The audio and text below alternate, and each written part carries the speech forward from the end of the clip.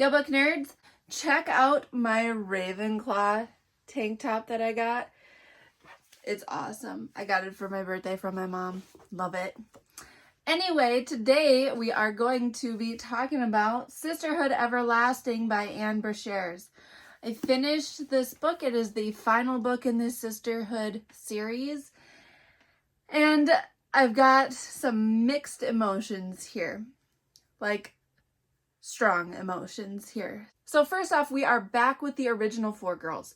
The last book had jumped to a different group of girls, but now we are back with Tibby, Bridget, Lena, and Carmen.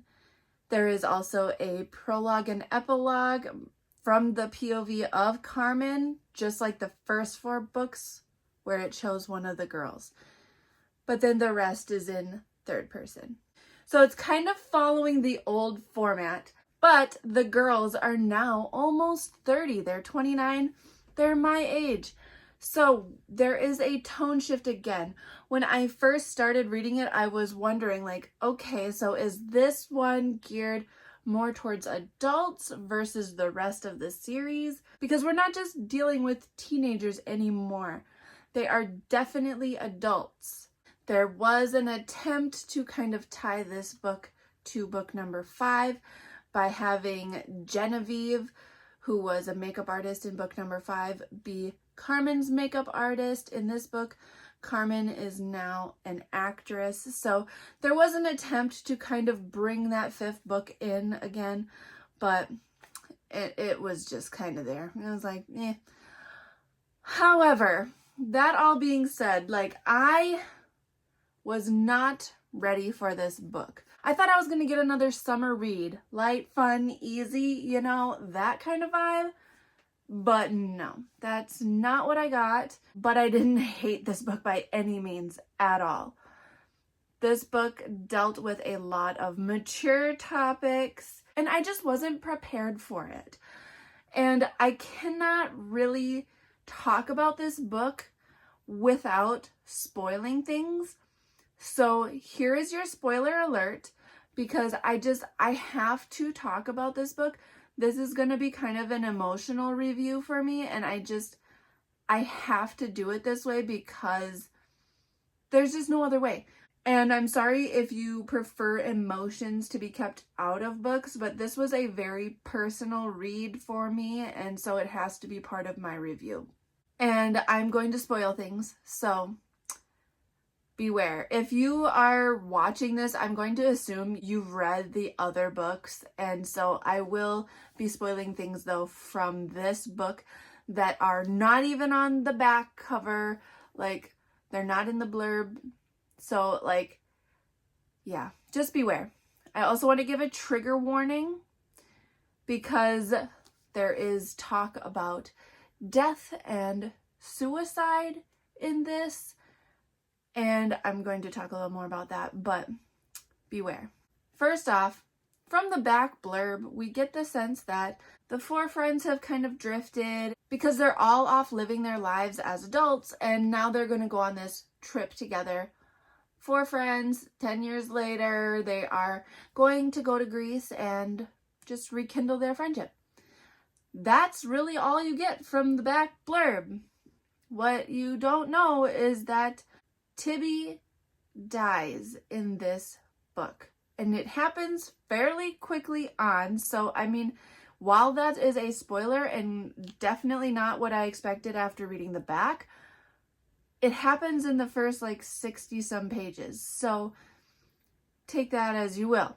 But Tibby has moved to Australia, and Tibby is the one that orchestrates this trip.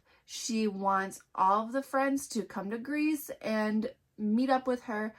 And so they do that. They get to Greece and then they can't find Tibby. Lena, Carmen, and Bea are all there.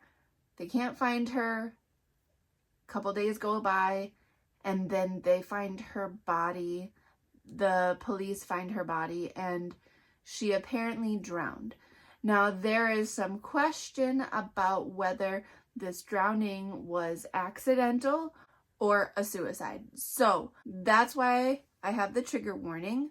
This book kind of was a sucker punch because I was not expecting Tibby to die, and that made this book extremely personal to me. I recently lost my best friend, and so this book explores the idea of grief and of losing a best friend very deeply, very accurately to my experience. And this book actually made me cry. I don't remember a book that has ever actually made me shed tears. I had to read parts of this like very haltingly because it was very hard for me to get through. I feel like a lot of times when an author kills off a main character, it's done for shock value. It's not usually something that I think is well done when an author chooses to do that. But I think that this author, Ann Brashares, I think she did this with intention. It wasn't for shock value, although it was definitely shocking. I honestly wonder if she was going through something similar and was using this book to explore that, because the girl's experience when losing Tibby was so much like my own when I lost my friend Ari. So there are just some things that like stand out to me. First off, right off the bat, like when they leave on their trip, they leave on my birthday on October 28th. So at first I was like, oh my gosh, it's my birthday. They're leaving on a trip on my birthday. And wham, Tibby dies. So it was hard because actually the last time I saw Ari alive was on my birthday 2 years ago now. But like it just, the just irony of that lining up from the book to my personal life was really hard. I think there's definite symbolism with this book taking place in fall, in October, versus summer like the other books, because they're at a later point in life, things are changing, like there's definite symbolism there. But when the girls find out that Tibby has died, they go through all the stages of grief. There's a point where Lena has to call Tibby's mom and tell her what happened, and Lena doesn't remember what they talked about. Even long after, Lena wasn't sure her mind was working that day. She did things and said things and saw things, but they bounced off her head like so many ping pong balls. She knew they were terrible things, destroying her happiness by the minute, but she forgot each thing as soon as it happened.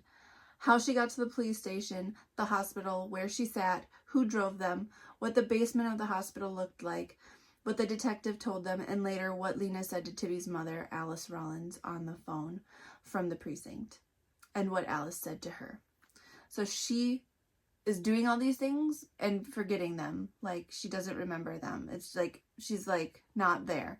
Which I didn't have to call my friend Ari's mom. Her name is Dee Dee. Dee Dee called me to tell me what happened to my friend Ari when she passed away. And as soon as she got the first words out, the rest of the conversation, I know we had one, I don't know what was said. Like, I was just numb. Like, that numbness was very palpable and real reading this. The similarities between Tibby being on a trip and it's supposed to be fun and possibly a freak accident. There's questions about suicide. Like, that mystery of how she died also connected with my experience with Ari. Ari was on a family vacation. It was supposed to be a fun trip for her. There was a freak accident. There's still mystery of what happened. We don't think she purposefully did it, but we don't know what happened. We have not been able to figure out what went wrong. There was a whole investigation.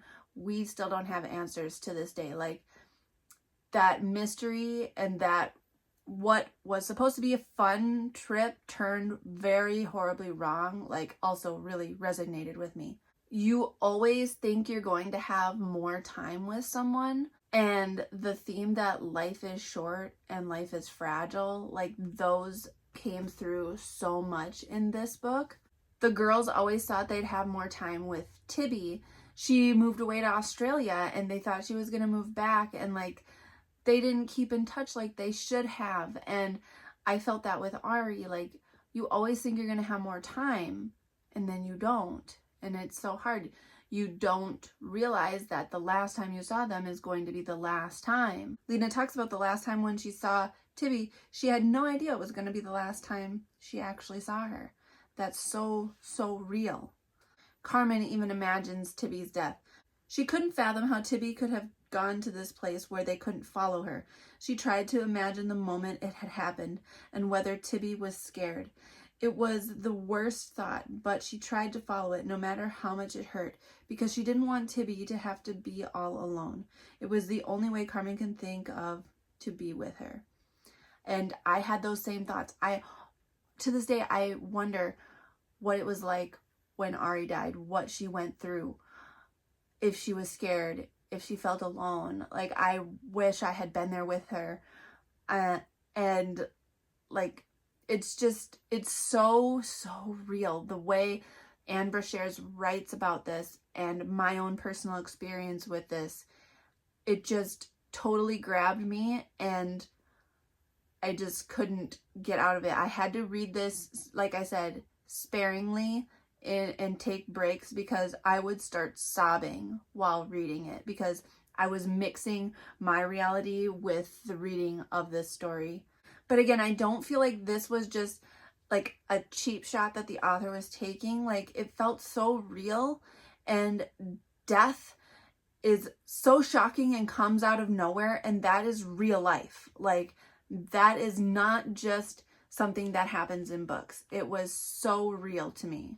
I feel like people that don't have a similar experience, that don't know the pain of losing someone so unexpectedly that is so close to you, will maybe not like this book. They will think that it was just shock value and unnecessary. And so I see why some people might give this a negative review, but I disagree. I disagree. I think it was done very artfully and powerfully, and it evoked a lot of emotion. There were some things, of course, in this book that I did not like. B cheats on Eric again. She kisses somebody named Travis and tries to do more than that, only stopping because they didn't have a condom. So, like, she cheats again. And she doesn't tell him either, that we see anyway. So, like, I have issues with her doing that in the past, obviously, and I hate when people cheat. And Eric, even though he's not one of my favorite people, didn't deserve that at all. So I didn't like that. Lena is still hung up on Kostos, and their inability to communicate in this book is so frustrating. Kostos will hint at wanting more. Lena will like freak out and pull back, and then Kostos will back off, and both of them will just not come out and say what they want. Like, Lena wants to be in a relationship with him, and he wants to be in one with her, and they just do not communicate. And I hate that. And freaking Kostos, like, I just do not like this man. He is in a relationship with a woman named Harriet, and he is like emotionally cheating on her like the whole book. And so it drives me up a wall. I hate it. And I don't like him. Sometimes while reading this, I had to remind myself that these girls were almost 30, that they were my age. While some of the things that they did, I could see myself doing at this age. Like, I just kept picturing them still as teenagers. And I don't know if that was just like because of the writing itself, or if it's just because I have been with these girls for 5 books now as teenagers. And so the time jump, like, I don't know if I just couldn't get that in my head, or if it was actually the writing, if they felt kind of immature. Like, I had to keep reminding myself that they are now almost 30. They're my age now. They're not kids. Especially since B is still with Eric and Lena is still hung up on Kostos. Like most people aren't still with the people they had a crush on or a thing with in high school. Yes, there is such thing as high school sweethearts, but it's pretty rare in like the circles I run in. Like, very few people I know are still with the same person. So that kind of made it feel a little unrealistic. There was a quote that I really liked that I just think is a great way to live life. Lena is talking to an old woman and asking her like what she should do about a certain situation. And this old woman says, "You get older and you learn there is one sentence, just 4 words long, and if you can say it to yourself, it offers more comfort than almost any other. It goes like this. Ready?" And Lena says, "Ready." And she says, "At least I tried." Like, that is something to live by. Like, if you are wanting to do something and you don't know if it's going to work out in the end, whatever it is, job, relationship, whatever, at least you tried. Like, if you go for it and it doesn't work out, at least you tried. And so that, I liked that quote a lot. There's also a part where Carmen is talking about like the hierarchy of tragedies in her life, which I also extremely related to. She was talking about her parents' divorce to somebody, and it says, "Usually when she told that story, she told it like it had happened to somebody else. But this time she knew it had happened to her. Maybe because it had moved down a notch in the hierarchy of her tragedies. She'd take that one if it meant she could hold off the bigger ones." And that was very relatable to me too, because when I went through my divorce, I thought that that was the worst thing that could happen in my life. Like, that was the hardest thing I'd ever go through. And I was wrong. When Ari died, that blew that out of the water. I would go through a million divorces if I could have Ari back. And I can't. And so, like, that was relatable because there's a definite hierarchy to tragedies in your life. And I just like how it was worded. But basically, I'm going to kind of spoil the ending here a little bit. But basically, Tibby did not kill herself. It was a freak accident. But you do find out that Tibby knew she was going to die. She was very sick. And that's why Tibby wanted this whole trip. And so the theme of life is short comes through again. And you know that Tibby like sees all of her friends and their current lives and sees that they're stuck and they're not moving forward. And she's doing this trip because she wants to push them out and get them unstuck. Like, she wants them to move on with their lives and live happy, full lives because it's too late for her and it's not too late for them. And that's so true. So many people are not living their lives and need to get unstuck. All of this said, the ending of this story was just, it was okay. It was actually quite unrealistic to me. I don't know how anything like that would actually happen in real life. Maybe it's possible. I don't know that it's probable. Basically, Brian buys this land with a bunch of houses on it and gives a house to each of the remaining 3 girls to live on all together, essentially. They don't actually live there. It becomes like their like vacation home in a sense, I guess. But first of all, how does Brian make that much money? And I just don't buy it. I just don't buy it. It just is too perfect. So I didn't really like the ending. It was kind of just out there. But the emotions throughout this book hit me so hard. So this book is just a mix. Like, it hit me extremely hard emotionally, but it was not the best book I've ever read. So take all that with a grain of salt, I guess. Like, you just got to read it, I guess, yourself to find out how it's going to hit you. If you've read this book, let me know your thoughts in the comments. I feel like this review was very rambly and it was extremely personal, so I'm sorry, but I could not separate my experience from this reading because it was too personal. It was too close to home. So it's part of my reading experience with this book. So it may not be your reading experience with this book, but that is my take on it. So that is all I have for you guys this week. Hit that like button and subscribe. I hope you have a lovely Monday, and I will talk to you soon. Thanks for talking books with me.